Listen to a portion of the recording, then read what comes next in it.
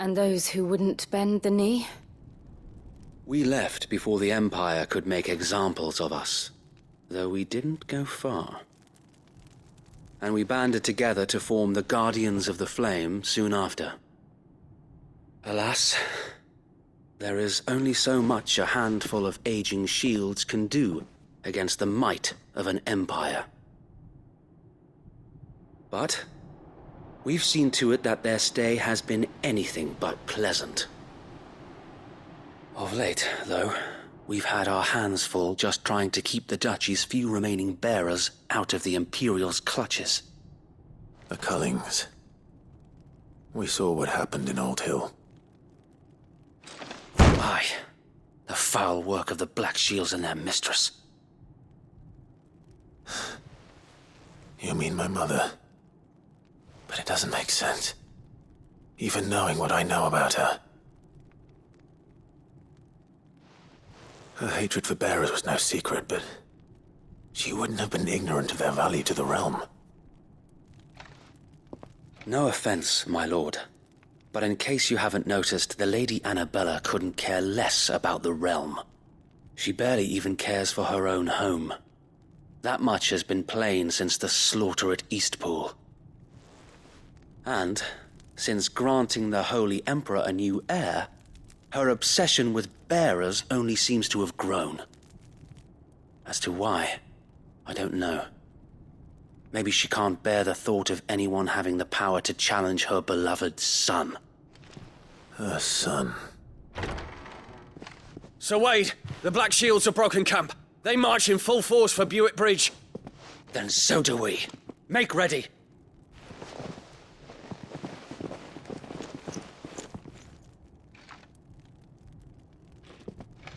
This is their main host. If we remove the head, perhaps we can prevent what happened at the docks from happening somewhere else. If I do nothing, then the blood of their next victims will be on my hands.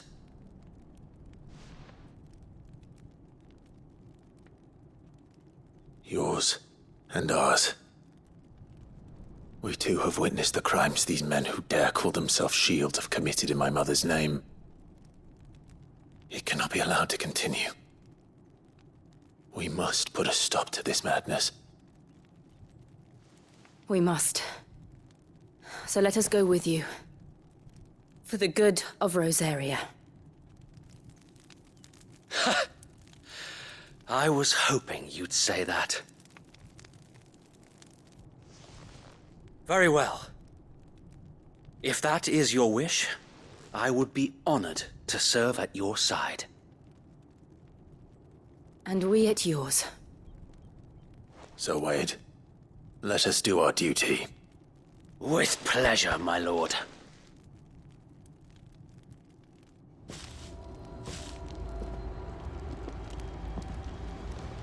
I imagine this endeavor will require more than just our wits. Then let's hope Sir Wade has a good quartermaster.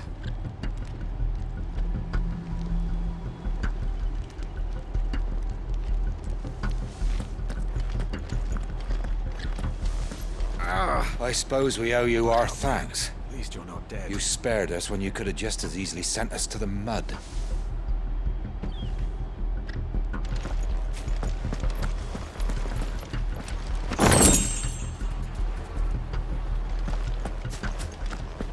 We'll show them that the You're telling me that's the Archduke's son?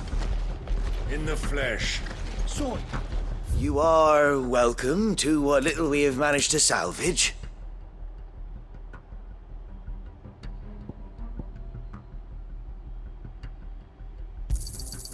As you wish, my lord.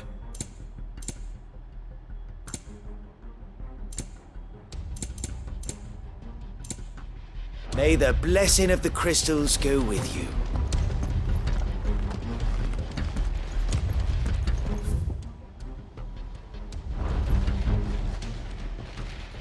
Tell us then, Sir Wade. What is your plan? Nothing fancy. You, Lady Jill and I make for Buick Bridge, and provoke the main host at their encampment. Sensing an opportunity to end the Guardians, the Black Shields will call for reinforcements. who will be met from the rear by parties of my brothers hidden throughout the surrounding hills. This will allow us to wage battle on the bridge without fear of being overwhelmed. While the Black Shields have an advantage in numbers, you see, they prefer to fight in small units, which we can use to our advantage. How small exactly? Small enough, now that I have you and Lady Jill for company. I doubt I could have done this on my own. But until we arrived, that was your plan. You haven't changed a bit. So Wade, the bearers from Old Hill have been laid to rest. Very good. Now make ready for battle. As you command.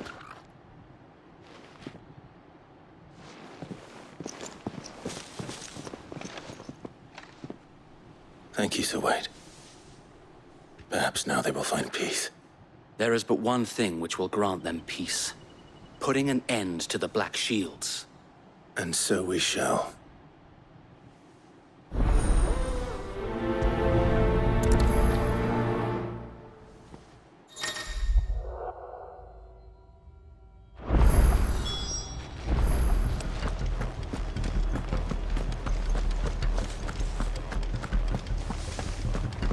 May the blessing of the Phoenix go with you. How long have you been pursuing the Black Shields? Since they burned their first village. We tracked down the bastards responsible and fed their corpses to Stillwind. Suffice to say, that got their attention. It's been a game of cat and mouse ever since.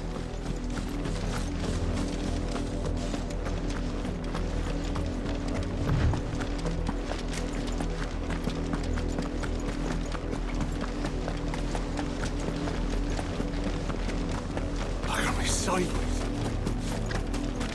Come along now. The bastards are lucky I did that. There they are. On your command, my lord.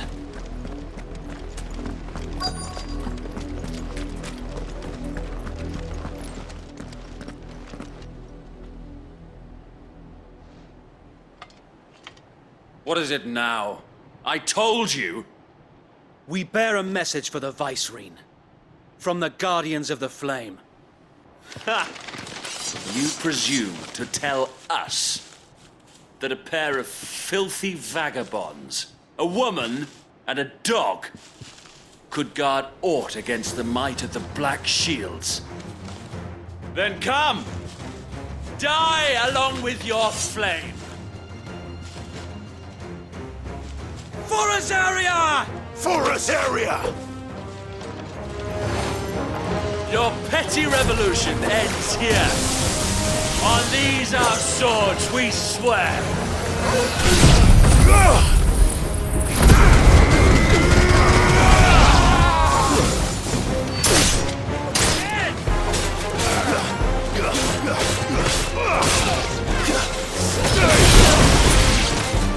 Bloody hell!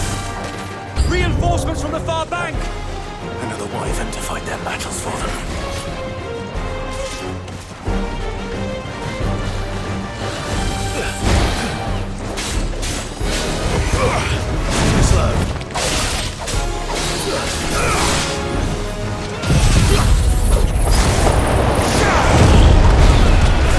All yours, Torgal!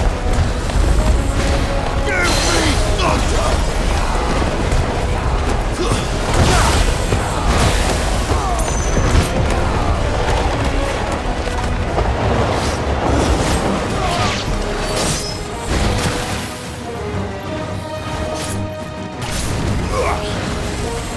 Nice try.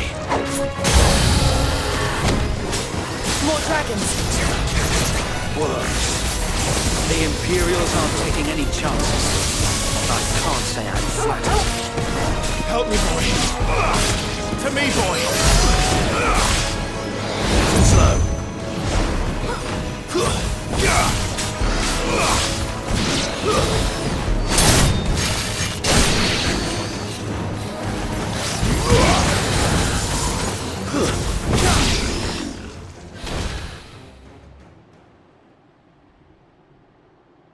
A noble stand. albeit a misguided one. In taking it, you have but proven our point, that this land is in dire need of cleansing.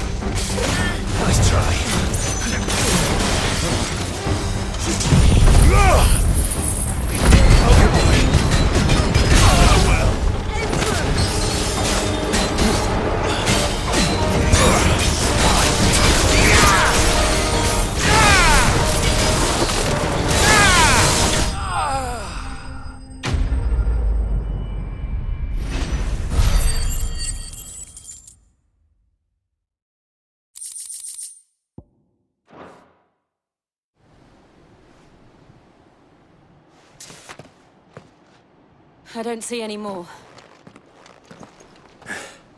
Nor do I. The plan worked. It did. It bloody worked. We sent every last one of the rotten bastards straight to the mud! My, Lord, perhaps this will be enough to stop the Cullings. For the time being, at least. Perhaps. Though I doubt my mother will take this loss well. She'll move swiftly to see her minions' ranks replenished. And then it will all begin again. I often wonder if the nation we once knew is gone for good. Her fields rot. Her people starve. We battled to preserve the flame that was, but for every foe we fell, another springs up in its place. Yet be that as it may, it is still our home, and we must fight for it. As we always have, and always will. For as long as the Firebird's flame burns in our hearts, the Duchy cannot die.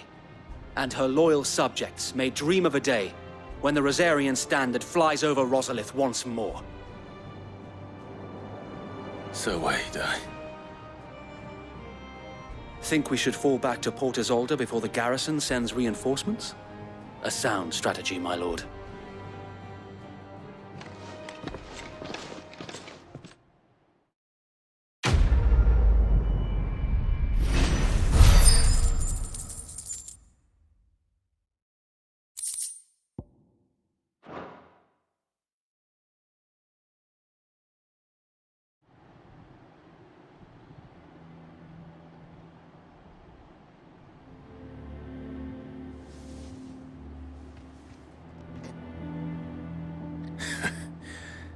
And how long has my uncle been funding you and your comrades' endeavors? Since the beginning.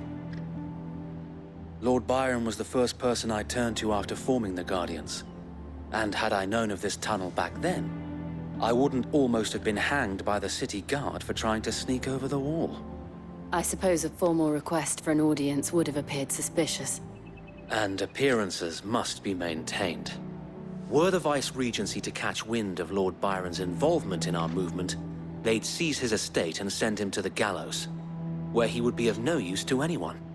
And so, though it sickens him to the soul, he plays the part of the loyal lord, knowing that one wrong move might prove his downfall. It is why he remains ever vigilant. Don't be surprised if he refuses you an audience, especially since you're famously dead. Then I will have to think of a way to prove that I am neither wraith nor wrongdoer. I might have something which could help with the latter. It's the mark of the Guardians. Display it, and those who love Rosaria will know where your loyalties lie.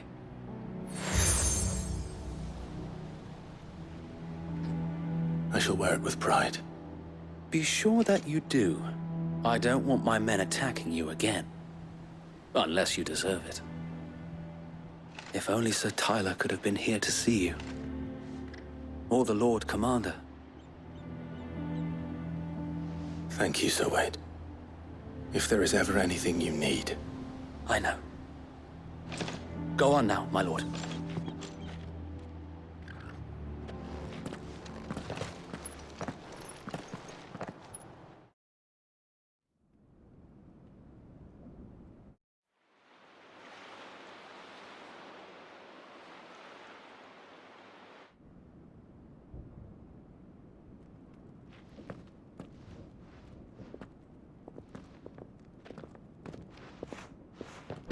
How accommodating.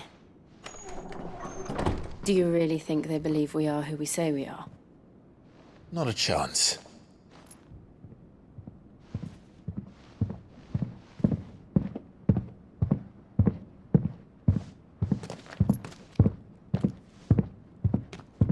Right, I guess. My uncle believes we're imposters here to rob him.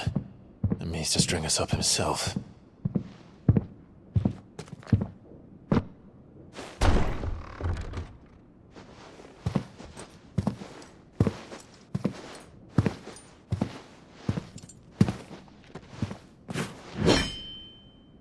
Imagine my surprise when I was told my nephew had come to visit.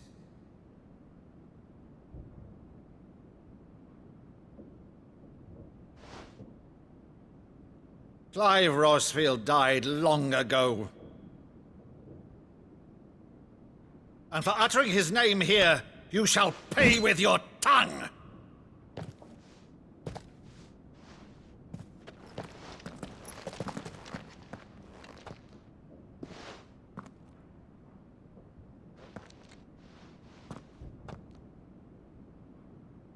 You would mock me as well?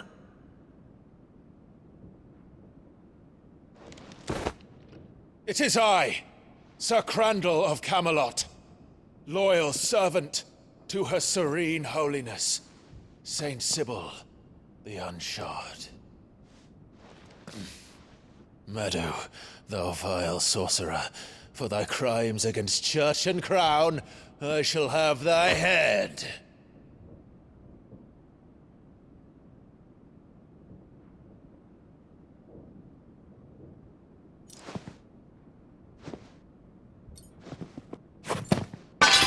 Curse thee, infectious flax wench. Even in death, must thou plague me still? Very well. I shall open the gates of hell, that thou might see thy charge once more.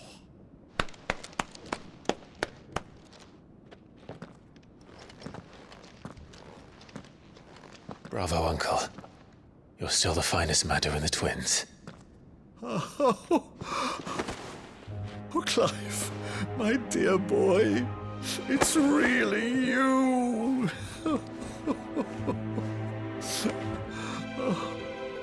You always always were fond of that scene from The Saint and the Sanctuary. Never did let me play Sir Crandall.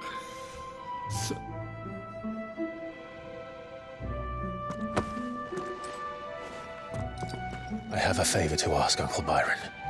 Rutherford, inform the kitchens. There'll be guests. We dine immediately. But, Uncle... You can't very well regale me with the tale of your miraculous preservation on an empty stomach. Go on, sit.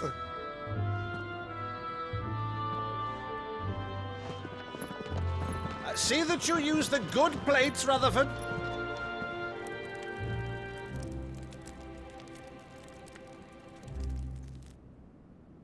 So you arrived late to one of her cullings, did you?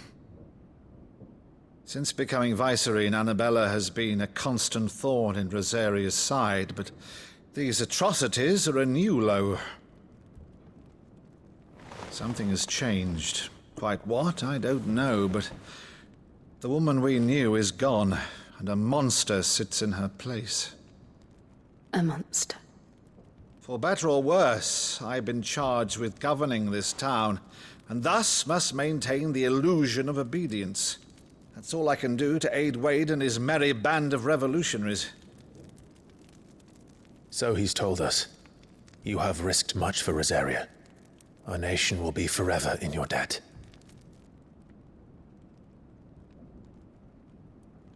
It has been 20 years, Clive. The nation your father and your forefathers fought to defend is no more.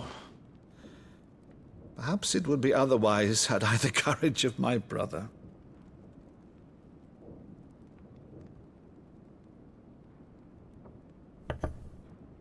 All right, if it's a ship you require, a ship you shall have.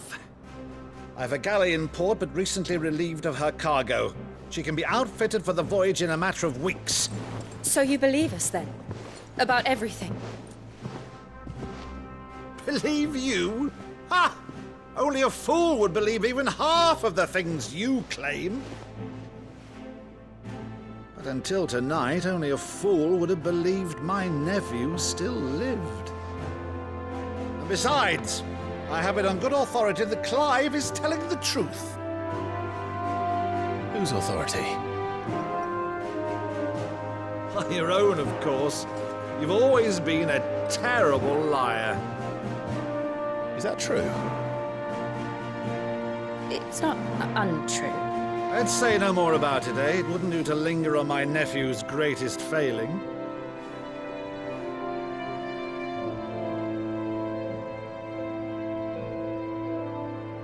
The one thing I cannot believe, though, is all this about you being Sid. You were always such a good boy, but now you're quite the outlaw. Which, if I'm not mistaken, would make me an outlaw's uncle. Right then, who shall we pillage first? Rutherford, fetch me my cutlass. This will be fun.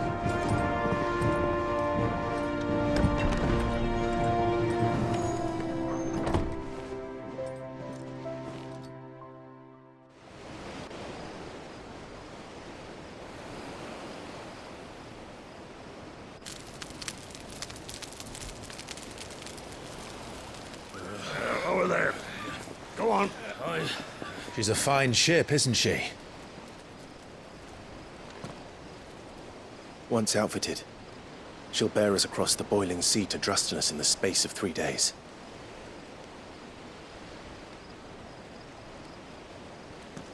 Something on your mind?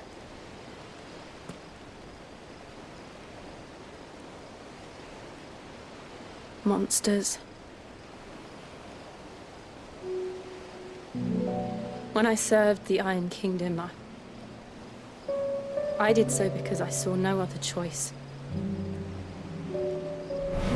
Because once they learned that the lash would not move me, they turned it on those who could.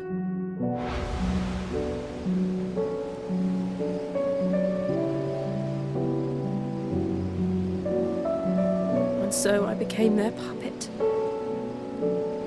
I let them pull my strings, telling myself it was not my hand that swung the sword, but another's. I removed myself from the truth so I wouldn't feel the pain it caused.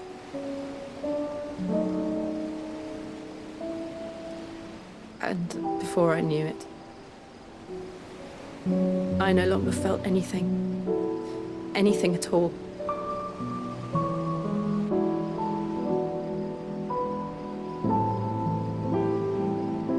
I had become a monster. Jill.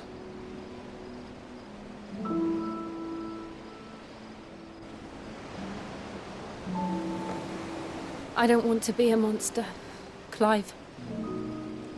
Do you understand? I want to choose a different path, a better path. To live on my own terms. But before I can do that, I need to come to terms with my past.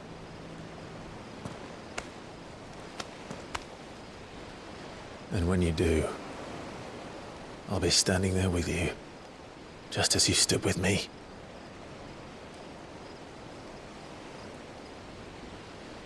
Thank you, Clive.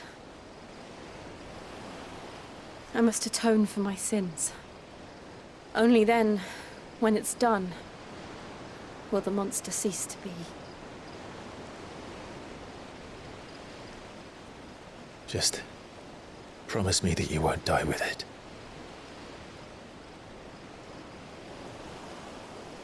Now, let's get some sleep. The journey back to Benamir is long, and there is much to tell the others.